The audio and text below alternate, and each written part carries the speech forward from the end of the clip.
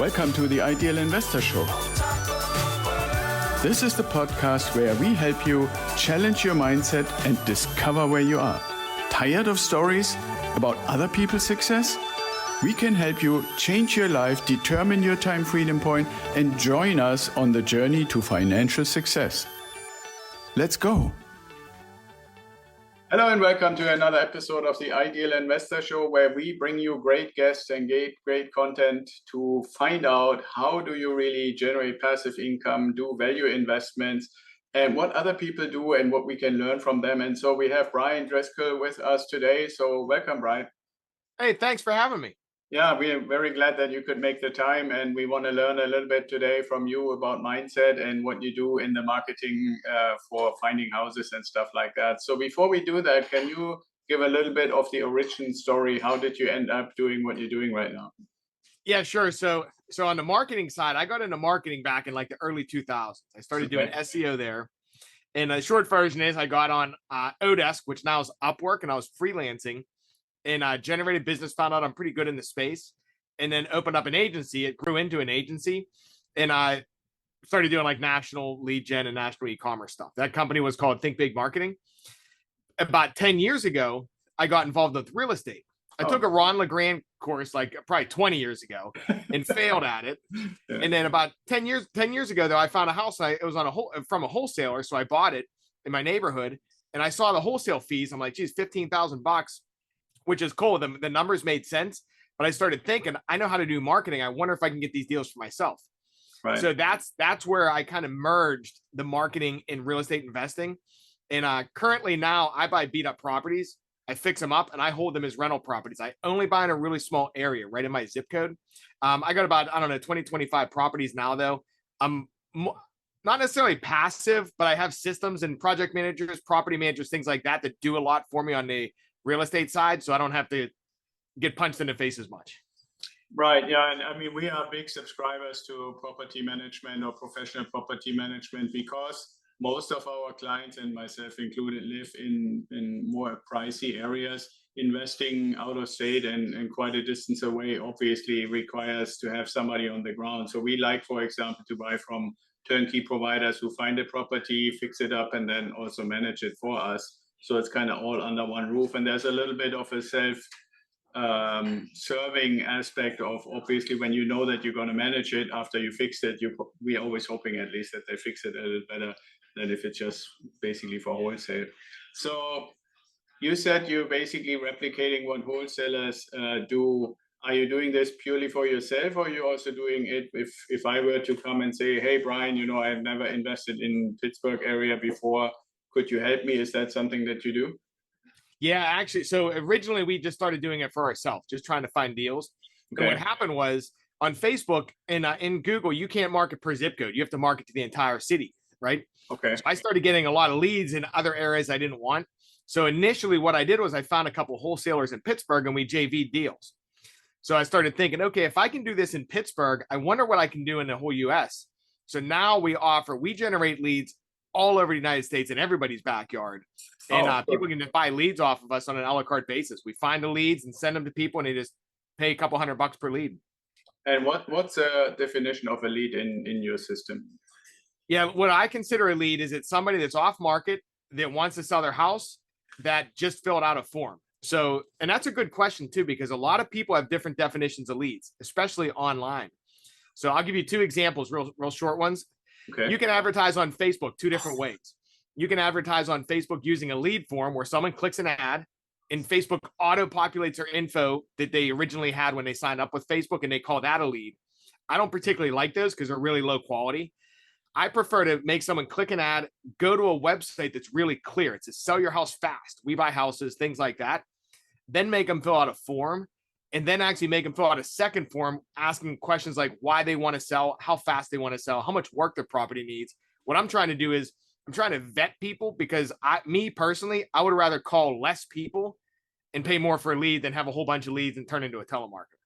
Okay, yeah, that makes a lot of sense. And I'm assuming the quality of those leads, quote unquote, would be better than for somebody who follow up. Now, if like we stay with that example, and I would say, hey, Bryan, I have a particular area that I'm really interested in, let's say like Little Rock, Arkansas, right? Like that's an area that we have recently looked into, and ask you to help. Would you then help us together with 27 other people who also look in Little Rock, or how exclusive or non-exclusive would it be? Yeah, you know what? That's a good question. All of our leads are exclusive. Like, Okay. 'cause I look at if we're selling to multiple people, then it's whoever's fastest. So all of our leads are exclusive. But the way it works is people just say, hey, here's how much I'll pay for the lead. And whoever's willing to pay the top gets the lead. Oh, okay. So we're basically competing for leads if we were multiple people in the same area. Exactly. Yep. And it sounds a little bit that you mentioned already there off-market deals or off-market leads. How is that basically in comparison to somebody who is working either in a real estate brokerage or is a wholesaler and so forth? It, is there any difference, or what's the difference between what you do and what those people would do? Sure. So most of the people in brokerages are just looking for people that want to sell their house. So there's a Right. big difference. Like me as an investor, I want beat up properties. Like I want the people with problems, like inherited a house, you can't afford to fix it, or hoarder houses. So our messaging is a little different there. If you're in a brokerage, you're more than looking for anyone who wants to sell, which is cool. It just doesn't fit the buy box for a lot of investors. So that's what I'm trying to target. I'm trying to target like off-market properties direct to the seller. Like I want to talk to the person that owns the property, people with problems, because then I can figure out a win-win situation with them. It's like, hey, your house has a bad foundation. You can't afford to fix it. You need to, number one, take off how much it's going to cost me to fix that foundation. Plus, I need paid for my time, and there has to be profit. So that's kind of how we can work out good situations. And for the seller, it's beneficial too, because they're like, yeah, just take it off my hands because I don't know how to do it. Absolutely. I mean, one thing, an additional thing that I would be curious about in that scenario is obviously locations. I mean, you can go all the way from the country to the state to the city to rural areas and stuff like that. Have vastly different price points, for like I can remember once before we actually moved to San Diego, we were looking for places, and we had an agent who was actually showing us around because we only flew in like for an extended weekend or stuff like that.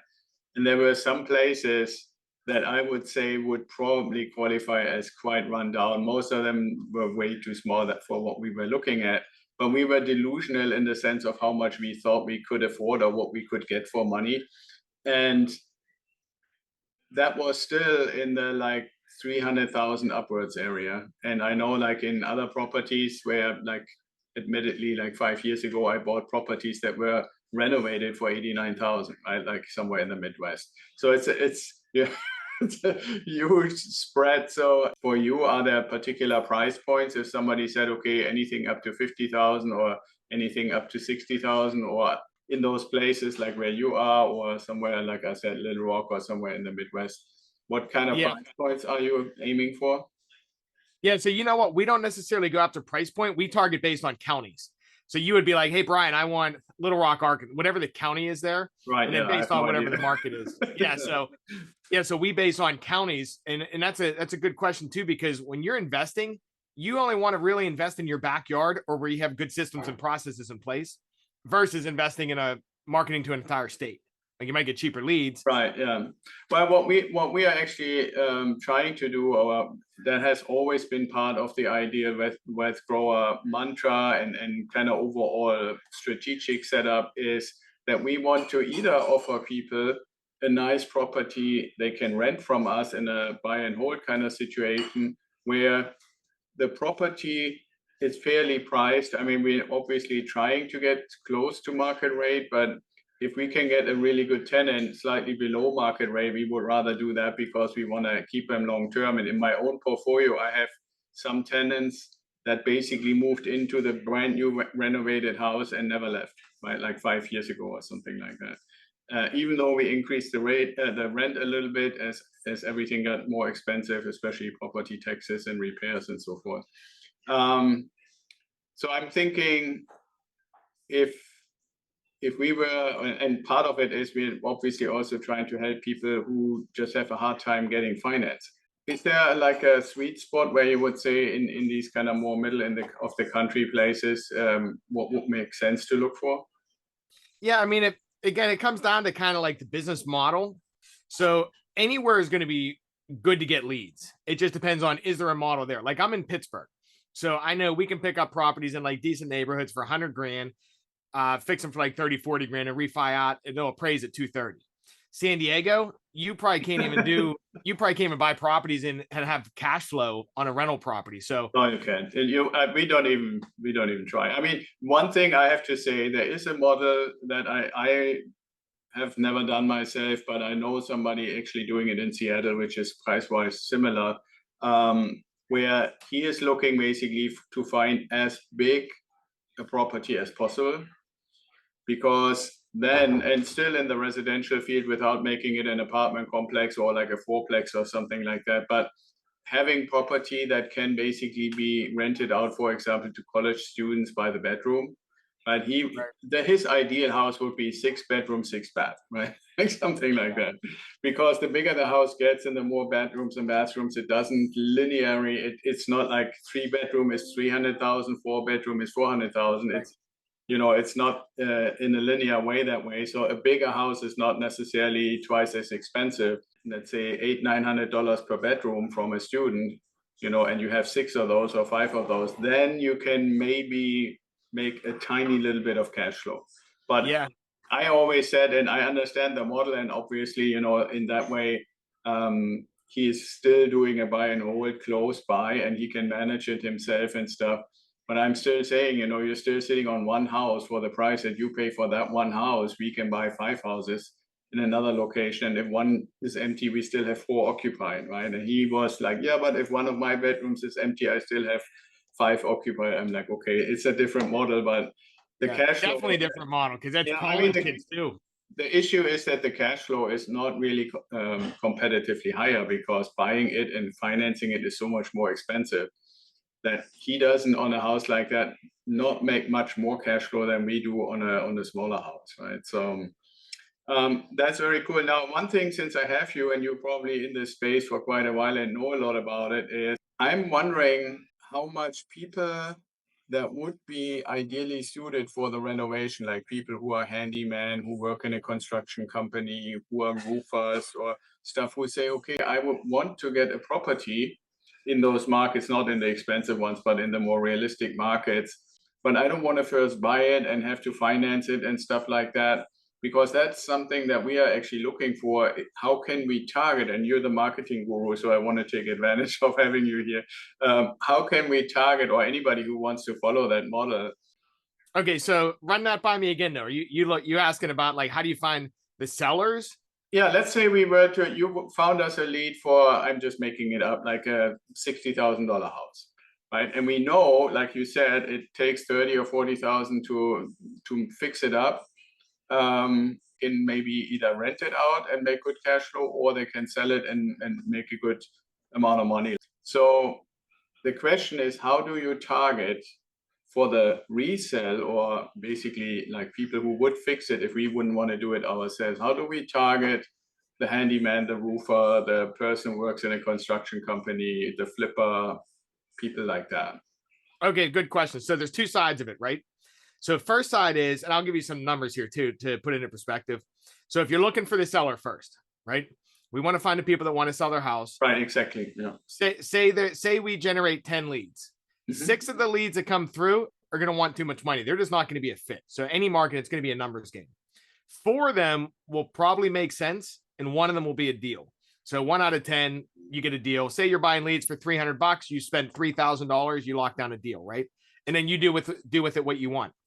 Say you lock down the deal and you don't want to do things. You're talking about, how do I target the dispute? How do I dispute? How do I find the guys that we can pass it to? What I found works really well is putting up a website that says, get on our list. We have fixer up properties, basically. Right. And we market that, like on Facebook. You can get these leads really cheap and build a buyer's list.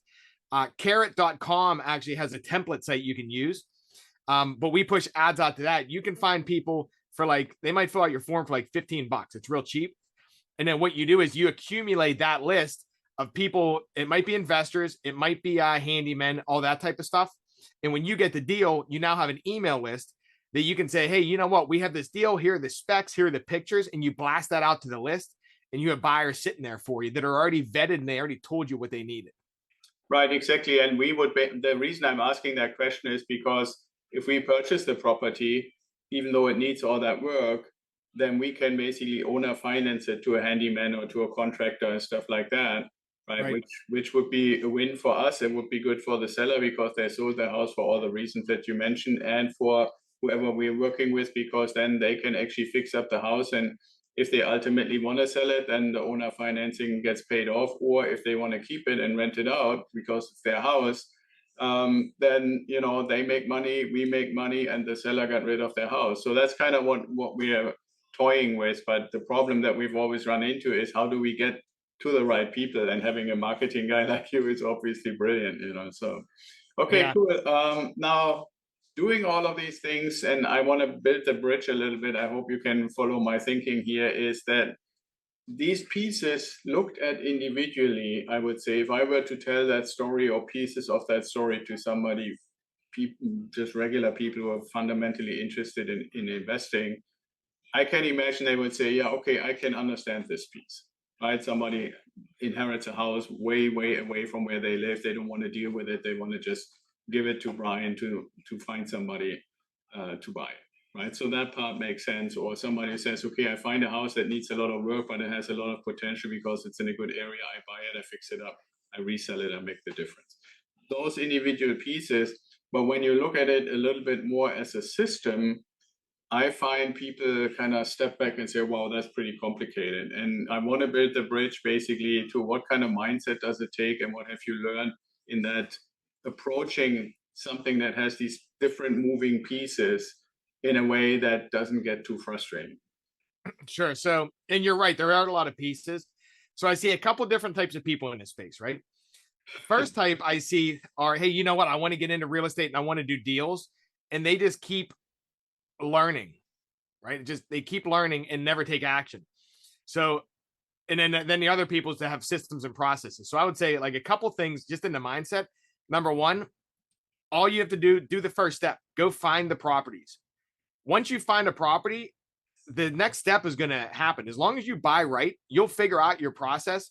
Just so you don't have to know the whole process from start to finish to get started. Just go out there and start hustling. Go out and find properties, find one of the like 70% ARV. Once you get that locked down, it's easy to sell, Right.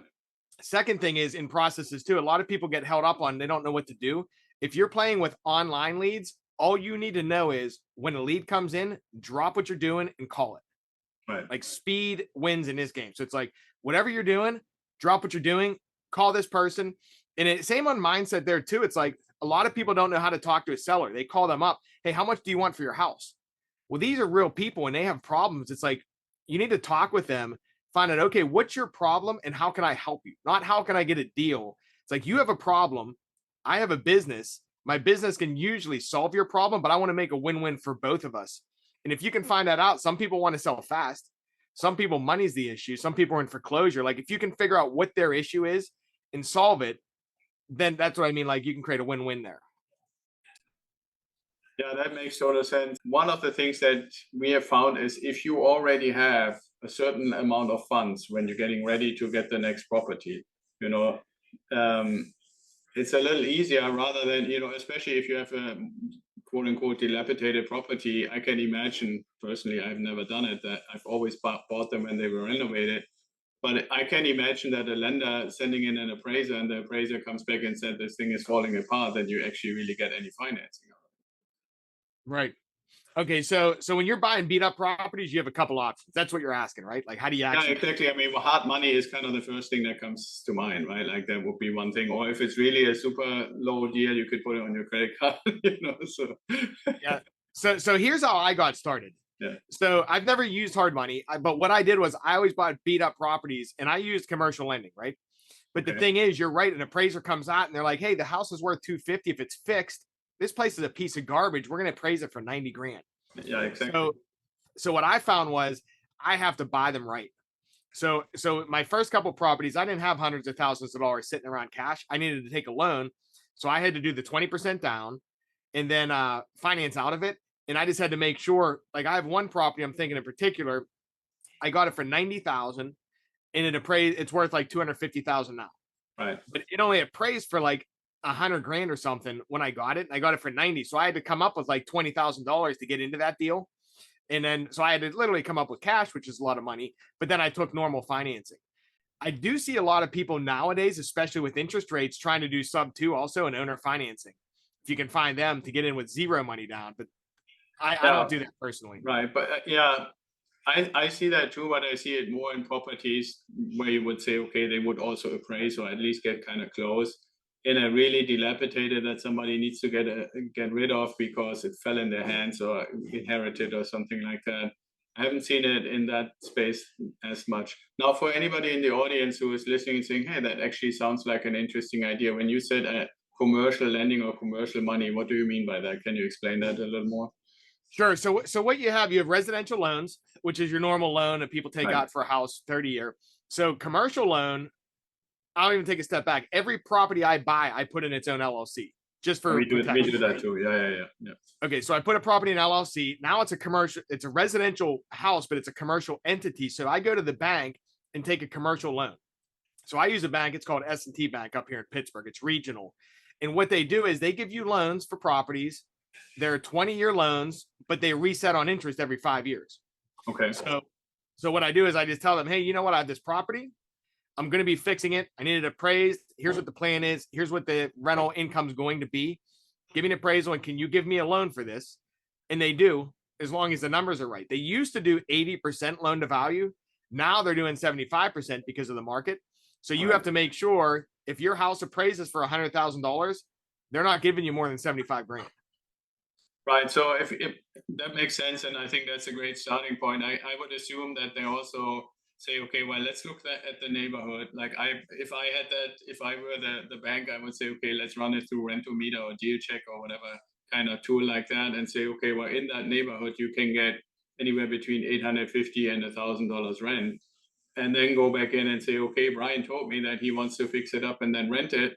Okay, he will then be able to actually pay the loan or at some point refinance the loan when everything is fixed up. And I wonder, I mean, are they also interested to refi it after it's fixed and reappraise? Yeah, they'll refinance out of it if I wanted to. I don't personally do that. And the reason the banks like this too, if like they're like how I do things, is I'm buying in A neighborhoods, and you're right, they're looking at the neighborhood. Like if I was buying in a C neighborhood, they're only giving 60% loan to value. Right. But they see, okay, I'm giving Bryan $75,000. In 4 months, this place is worth 200. If he doesn't pay the bill, we're just taking a house back. So they see it's kind of like a non-recourse loan because they have basically, even though it's not right now, but in the future it will be a 50% equity or something like that. Right. So they look at those numbers also. But you're right, on the rental too. They're going to look at, okay, we're giving you this money. Does the cash flow cover it? And they're starting to get even tougher now too. They're looking at, does the rent cover the mortgage? Plus they're looking at also adding 10% for occupancy and 10% for repairs. So with higher interest rates, it kind of screws up your cash flow a little bit. You got to be really careful. Yeah, I can see this. Although if you're really in A-class neighborhoods, I mean, I don't know the area where you're in, but that should still be covered. I mean, when we do the deals, we typically try, without reserves and those other things you just mentioned, to have no more than 50% or thereabouts for the mortgage. Mm-hmm. Right? So if you have, like, let's say 600 and you can rent it for 1,200, then or somewhere in that ballpark, you have enough reserves and cash flow and all those other things. And we actually now have also advised some of our clients to say, okay, if you don't really need the money and you not necessarily want to use that cash flow money for accumulation for next deals, then just pay it as extra principal to get done sooner.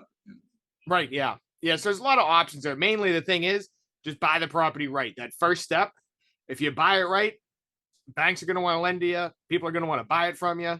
Everything falls into place. Yeah, and I can imagine that some people listening to us are probably perking up and saying, "Oh, the A-class neighborhoods, 100,000. Can I get into that? You know, is that just an example, or does that actually exist?" Yeah, well, that's where I invest. I only invest where I live, just because I'm limited on time, because marketing's my main thing. So I don't want to drive far. So I invest, but I'm buying hammered properties. Like I bought properties, their foundations were like this far out. Like, so we literally had to remove the foundation from their property and put it back in. So, and I got that property for, I think, $74,000, and it's probably worth like 200 now. But I had the skill set and know how to pull the right people in to fix that. Most people are scared of everyone's like, don't buy a foundation problem. Yeah, You know what I mean? absolutely. Yeah, no, you're right. I mean, the one thing that I would be curious, I know this is probably a weird question to ask, but how can a neighborhood still be considered A-class neighborhood when it has houses like that? Yeah, it's school district. Like at least in Pennsylvania, the school district is what's driving Oh, okay. the market. But here, keep this in mind too. I'm in Pittsburgh. The average house is $250,000. Right. So like if you're at most areas in the United States, average house is like 400,000-500,000. Yeah. So you figure if we have $250,000 houses like the families want to live in, I'm looking at the 3-bedroom houses that are smaller, trying to pick them up for 100, and they're going to appraise out at like 230. Yeah, I think I saw the median across the whole country right now is like 416 or some number like that. And so obviously that includes the really expensive areas too. But yeah, I mean, if you have median of the whole country average out, but it's not average out median, meaning like 50% more and 50% less. But yeah, so that is definitely making it a little easier. I'm just always curious how the ratings for the categorization happen, because they're different in different areas, right? Some use economic strength, some use things like school, but also the transport system and shopping and those kind of things in combination. And some I know in certain areas in the country that literally just look at, okay, how nice, well-developed, good quality is the actual real estate in that particular area of the location. And if it's like 40 years old and lots of properties falling apart because they were all built at the same time and people got old and didn't really take much care of them anymore, then the rating basically deteriorates based on the status of the property. That's the reason why Right. to ask, how is it defined A, especially when you find kind of properties for less than half of the average price. Yeah. We're looking at school and crimes, basically what I'm looking for. Now, the thing is too, like in my neighborhood though, we got a house for, we got 130 into it and appraises at 230. It's only renting for $1,500, maybe $1,600. Yeah. So in my neighborhood, we don't have like a ton of cash flow, but we have a ton of equity. The other model, at least here in Pittsburgh, is you invest in a C neighborhoods and D neighborhoods. You buy the house for 50 grand. They're almost getting the same rent. They're getting like $1,200 a month rent. You got it for 50. It's like they have heavy cash flow versus we have heavy appreciation here. So it's like you got to find your model. That makes sense. Although, I mean, if you have all that equity, you could do home equity lines and not have to borrow money, or not in the traditional sense borrow money, which is potentially a little cheaper than commercial loans. Right. Yeah, and then you can just keep rolling the cash. Yeah. Now, I mean, I'm personally not a huge fan of it, even though some of our clients and I've even written about it and advised them. The risk that I always see is if you burden the property that much and something goes wrong, right? Because then you have your regular mortgage plus the line that you need to serve. And if you, for whatever weird reason, don't have rent income, I mean, the biggest weird reason we just lived through was the pandemic, right? Where the government said you can't evict them even if they don't pay. So here you have basically 2 mortgages on the property and make no income. That can be pretty devastating, right? So all those kind of things to keep in mind. And I think the important part, if I may say so, a little bit drumming my own drum, is get help, right? If somebody wants to get into this and needs to find the right leads, get with Bryan and let him help you. If you want to learn a little bit more on how to even get started into real estate to begin with, and then take advantage of our relationships, hopefully yours becomes one of them, then get with us and join the tribe, right? I think anybody out there who is listening to us and has nobody that is really experienced, that is the biggest risky thing. And I'm oftentimes dismayed when I hear people, well, I tried this and it didn't work. And my answer is always the same: how often did you try? And it's either it didn't work the first time, or I did a few that looked okay, and then on the 3rd or 4th one I got burned and now I'm not doing it anymore.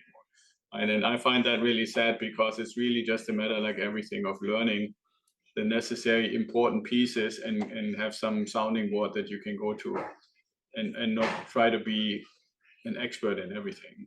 Yeah, you know what? That's such a good point too. It's like you're going to be who you surround yourself with. So if you want to be really good at real estate, get wise counsel. Like, I don't have to know how to do a lot of things if I have someone on my team that knows how. So if you're getting started in real estate, find those people that know how to do it. Find the people that are strong where you're weak, basically. And I always look at, like, this is more when you get more successful, not when you're just starting out, but it's like, okay, if I can make $500 an hour and I need to build a deck, for example, and I don't know how to do it, but I can pay someone $50 an hour to do that.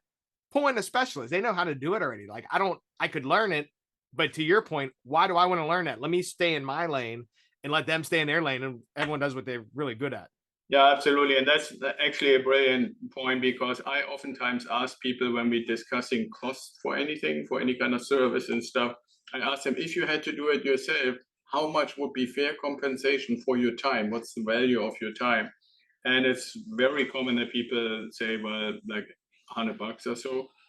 And then you turn around and say, well, but you can get this service for $30, or this thing, like you just said, for $50. So why would you do it yourself? And they know how to do it and you don't, right? So, right. Yeah, it'll take you twice as long as them. Yeah, exactly. That too. Then exactly. That makes it even more expensive. Yeah. Yeah. Okay, cool. So if people are kind of interested to say, well, that sounds good. I wish I had somebody where I don't have to go to Redfin or Zillow or stuff like that to find properties. Hopefully, I'm assuming when people get in touch with you, they can discuss with you what they're really looking for, so you can kind of dial the knobs to make the marketing specific enough. How do they get in touch with you? Yeah, sure. So it's really easy. They can just go to our website. It's called motivatedleads.com. Just go there, fill out a form, and we can set up a call. Okay, yeah, that's very good. Motivatedleads.com, and we're going to put that in the show notes for sure. So with all that being said, I have two questions I always ask at the end that don't really have anything to do with investing. The first one is, if you could meet anybody, past or present, who would it be and why? That's a good question. Meet anybody, past or present. Michael Jackson. Okay, and why Michael Jackson? Because he became I'd like to see how his brain operated. Yeah. So because he became such a big, he had so many positives and so many negatives. I'd be curious to see what was going on in there. Okay, yeah, I can imagine that would be an interesting conversation. So the last question and final question I always ask is, if you had a time machine, you could go anywhere and see forward, backward, wherever you would want to go, where would you go and why? I would go backwards to like 2001 and tell myself, don't drink. Okay. Yeah, because I got in a lot of trouble when I was younger. And that's the point, at least in my life, where I would go back and try to like position it a little bit differently. That's a good thing. I don't know if that's allowed, because it might change things a little. I guess, yeah. As long as you're just changing yourself. So, Bryan, thank you so much for making the time. It was great talking to you and, listening to your answers to those last two questions. So, any last word you want to share with the audience? Now, I would just say, if anyone's thinking about doing something, just get out there and start doing at least the first part. Quit thinking about it and just jump in and make sure, like, just find the people. Just surround yourself with people that are successful in the space. Yeah, exactly. I think that's absolute great advice. And I would maybe piggyback on that and say, ask them straight out. Don't be afraid to ask them, show me what you have done before. Mm-hmm. Because I feel lately there are so many people who claim that they can give advice or have online courses. Really good point. Yeah, because there's a lot of tricksters out there. Okay, Bryan. Well, thank you so much for your help, and maybe we can do it again. Sounds good. Thanks for having me. Yeah, absolutely.